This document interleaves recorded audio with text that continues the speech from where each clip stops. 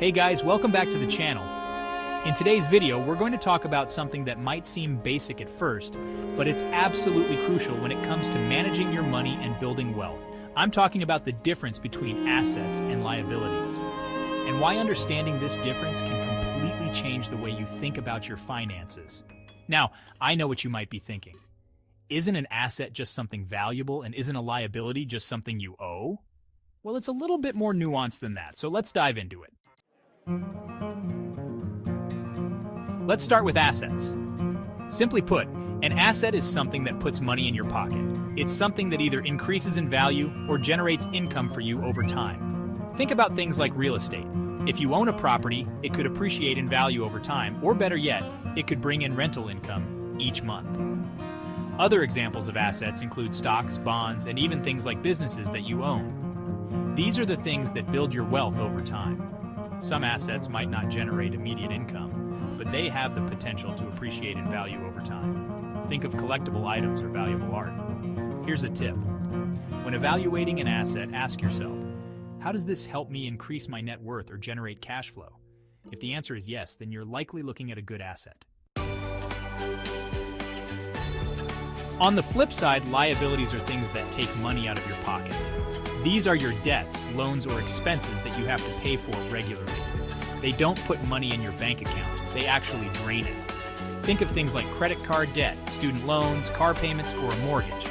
These are all liabilities because they require you to pay regularly, and they don't help you make money. While some liabilities, like a mortgage, might be necessary to own a home, it's important to manage them wisely. Remember, not all liabilities are inherently bad, but the key is understanding how they affect your cash flow and overall financial health. So, now that we know what assets and liabilities are, let's break down the key differences. Assets are things that help you grow your wealth. They increase in value or provide you with income. Liabilities, on the other hand, are things that slow down your wealth building. They require you to spend money, sometimes without ever getting that money back. So why does knowing the difference between assets and liabilities matter? Well, it all comes down to financial freedom. Well, the more assets you have, the more financial freedom you gain. Having a portfolio of assets, whether it's real estate, stocks, or even a profitable business, creates wealth over time. On the other hand, accumulating too many liabilities without corresponding assets can trap you in a cycle of debt. It can limit your financial options and make it harder to reach your long-term goals. Essentially, by focusing on acquiring assets, you're paving the way for a more secure financial future. Here's one mistake I see all the time. People confuse liabilities for assets. For example, many people think of their house as an asset just because it's valuable. But if you're paying a mortgage, property taxes, and maintenance costs without generating any income from it, it's actually a liability. Another big mistake is taking on too much debt. It's easy to get caught up in consumerism, buying things you don't need with money you don't have. But that's just creating more liabilities for yourself. Now that we've defined assets and liabilities, here are some practical tips to help you get started on managing your finances better. First, track your spending. Keep a close eye on where your money goes each month. This helps you identify unnecessary expenses that might be liabilities. Next, invest in income-generating assets. Consider putting money into investments that can yield dividends or rental income.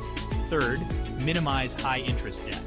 Work on paying off liabilities that drain your finances, especially those with high interest rates. And lastly, educate yourself.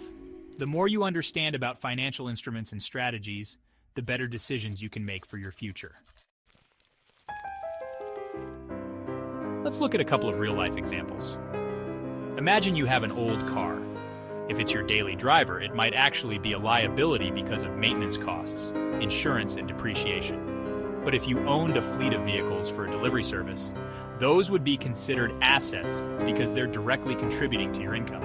Another example is your home. It's often both an asset and a liability. It appreciates over time, which makes it an asset. However, if you're paying a hefty mortgage, those payments can feel like liabilities. The key is to manage them wisely, perhaps by investing in home improvements that increase its value or refinancing for better terms. So here's the bottom line. Understanding the difference between assets and liabilities is a game changer. Focus on building your assets and minimizing liabilities, and you'll be well on your way to financial freedom. Take a look at your own finances. What assets do you have? What liabilities are holding you back? And remember, the more you understand how these things affect your life, the better decisions you'll make going forward. Thanks for watching, guys. If you found this video helpful, be sure to give it a thumbs up and subscribe to the channel. I've got more personal finance content coming your way, so you don't want to miss it. Until next time, take care and keep building.